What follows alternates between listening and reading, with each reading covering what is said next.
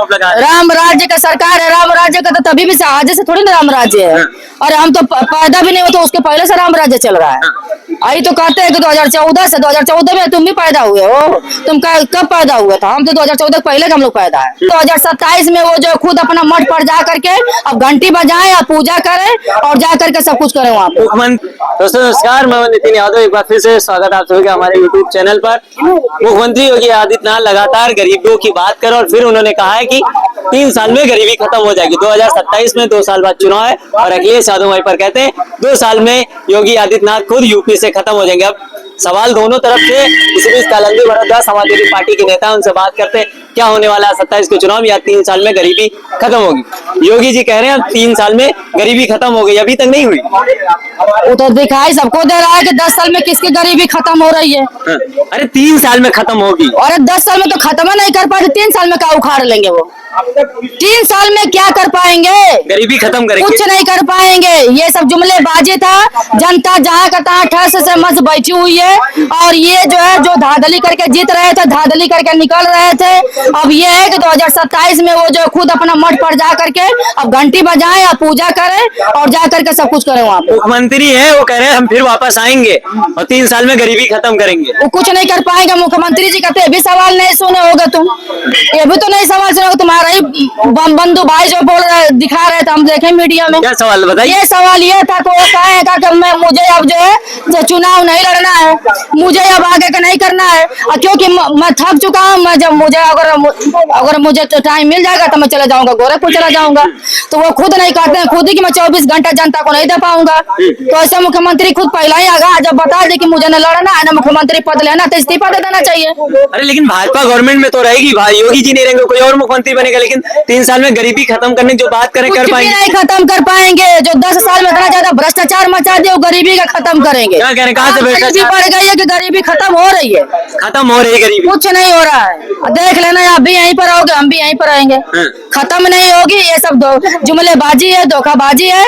और ये जो खाली बस कहावत है कि गांव-गांव में महिलाओं को बहलाना फुसलाना। पहले 5 किलो राशन देते तो अभी जो है 1 किलो काट लिए ना, 1 किलो काट लिए। जिसके घर में 5 किलो राशन जाता था, बताती है महिलाएं कि मुझे अब 4 किलो मिलता है। जो 800 का सिलेंडर आता था अब सीधे 1100 का सिलेंडर मिल रहा है। तो यही तो गरीबी खत्म हो रही है, यही ना गरीबी है। वो सब कहते थे कि अब चूल्हा में लकड़ी जैसे हम लोग पहले फूकते थे तो अभी फूक करके बना रहे हैं। अब बताओ, गरीबी नहीं खत्म कर पाएंगे? नहीं, वो खत्म नहीं कर पाएंगे गरीबी किसी की। लेकिन अखिलेश यादव ये कह रहे हैं 2 साल बाद जो चुनाव है 27 में योगी जी खुद चले जाएंगे। समाजवादी पार्टी इस पर यकीन करती, कॉन्फिडेंस में? तो हाँ, एकदम चले जाएंगे कॉन्फिडेंस के साथ। 2027 में सच में वो नहीं रह पाएंगे क्योंकि जनता पूरा बेहाल है। हर जगह जो है हाहाकार मचा हुआ है क्योंकि बेरोजगार अलग से हैं अपनी नाकामी छुपाने के लिए। जहाँ जहाँ भ्रष्टाचार, जहाँ जहाँ गलत हो रहा है, उनके अधिकारी मिलकर कर रहा है तो वो तो अपने का काम ढाकने का काम कर रहा है। कहीं किसी का सुनवाई नहीं हो रहा है। तहसील में जाओ, चाहे कचहरी में जाओ, चाहे कहीं भी जाओ, उन्हीं लोगों के आदमी बैठे हुए हैं, किसी की सुनवाई नहीं हो रहा है। जहाँ का तहाँ अगर केस किसी का वहीं पेंडिंग में पड़ा हुआ, किसी का जो हो ही नहीं रहा। राम राज्य की सरकार है, सब मस्त है। आप कहाँ आरोप पे आरोप लगाता जा रहे, माफिया पर भ्रष्टाचार के आरोप लगा रहे? राम राज्य का सरकार है, राम राज्य का तो तभी भी आज से थोड़ी ना राम राज्य है। और हम तो पैदा भी नहीं हो तो उसके पहले से राम राज्य चल रहा है। आई तो कहते हैं कि 2014 में तुम भी पैदा हुए हो, तुम कब पैदा हुए था? हम तो 2014 पहले हम लोग पैदा है। तो राम राज्य नहीं था तो? ये राम राज्य नहीं सही है। ये सही है कि नहीं? कौन सा? ये राम का राज्य क्या है? राम का राज्य में जब राम कहे थे कि किसी को भूखमरा करो, आप बलात्कारी जो करके आ रहा है उसको संरक्षण दे दो, क्या राम कहे थे? वो कहे तो रहे माफिया तुरंत खत्म हो रहे, बलात्कार करते, दूसरे चोरे यमराज ठोक देते हैं। कुछ नहीं ठोकते हैं, अपने लोगों को नहीं ठोकेंगे। वो बस खाली फालतू केस लगाएंगे, दूसरे को जो कहेंगे कि समाजवादियों ने भेजा, उनका नाम बदनाम करेंगे, ठोकेंगे दूसरे को। यही तो करेंगे। बेरोजगारी नहीं, गरीबी 3 साल में नहीं खत्म होगी। 27 में सरकार भाजपा नहीं बना पाएगी दोबारा? नहीं। केशव प्रसाद मौर्य ने 27 के सपा वाले सपने देखे, 47 तक। देखिए, आपके माध्यम से मैं तो कहना चाहूंगी केशव मौर्य जी, आप पीडीए के परिवार हैं, ऐसा भोसा भाषा मत बोला करिए।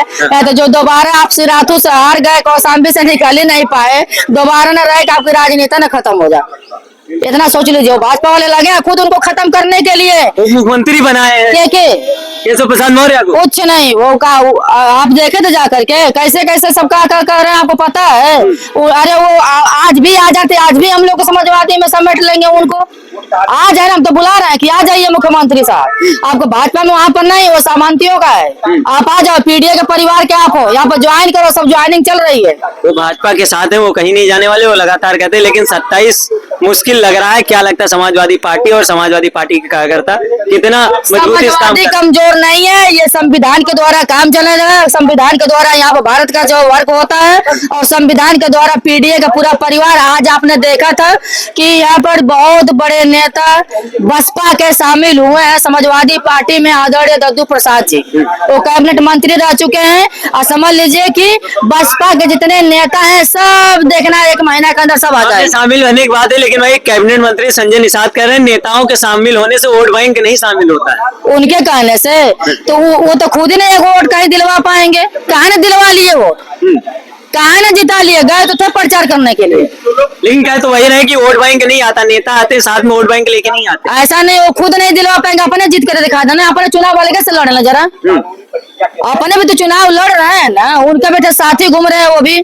दोनों लोग एक ही साथ नाम नहीं लेंगे। हाँ, दोनों लोग चुनाव लड़े, पता चल जाएगा 2027 में। एक आखिरी सवाल, दिल्ली की नई मुख्यमंत्री बनी रेखा गुप्ता अखिलेश यादव को टोटी चोर कहते, कैसे देखते हैं? देखिए उनके क्या कहा जाए, अनपढ़ गंवार जाहिल लोग मुख्यमंत्री बन जा रहे हैं। पढ़े लिखे रहते तो ऐसा शब्द नहीं बोलते। जो कि हमारे मुख्यमंत्री साहब, हमारे पूर्व मुख्यमंत्री आदरणीय राष्ट्रीय अध्यक्ष जी जैसे पढ़ा लिखा कोई इंसान नहीं है। ऐसा मुख्यमंत्री किसी को न मिलेगा ना है कोई। आदरणीय नेताजी पर हमारे अगर उंगली उठा रही है तो सोच समझ करके बोले। अब वो खुद नाचने गाने वाली आरएसएस की महिला, वो क्या बात करेंगी? मुख्यमंत्री है, मुख्यमंत्री आप कह रहे हैं नाचने का। अरे भैया हमारी बात सुने, मुख्यमंत्री है तो उसका मतलब कि क्या देखे थे क्या उनका वीडियो वायरल हो रहा था? कौन सा गाना चल रहा था, देखे थे ना? नहीं हमने देखा था, आप बता दीजिए क्या गाना चल रहा था। अरे आप बता दीजिए ना, आपने देखी, मैंने नहीं देखा। अब गाना तो नहीं याद आ रहा, मगर डांस उनका देखे हैं। डांस बहुत ज्यादा चला था उनका। लेकिन ऐसे बयान दे रहे, क्या ये बयान देना एक मुख्यमंत्री के तौर पर सही है? ये गलत बयान है। वो किसी के चढ़ा, वो आरएसएस की पहले है, सोच लो पहले। आरएसएस वाले कभी नहीं चाहेंगे, क्योंकि जब भारत का झंडा नहीं लहरा था आदमी तो कभी भारत की भलाई भी नहीं सोचेगा। ये आरएसएस वाले विदेशी सब है, विदेशी से जाकर षड्यंत्र रचते हैं सब। जैसे अंग्रेज सब आकर के यहाँ पर कब्जा जमाना चाहते तो इधर वो भी सब जमाना चाहते हैं। तो ये सब जो है उनका चोचला छोड़िए।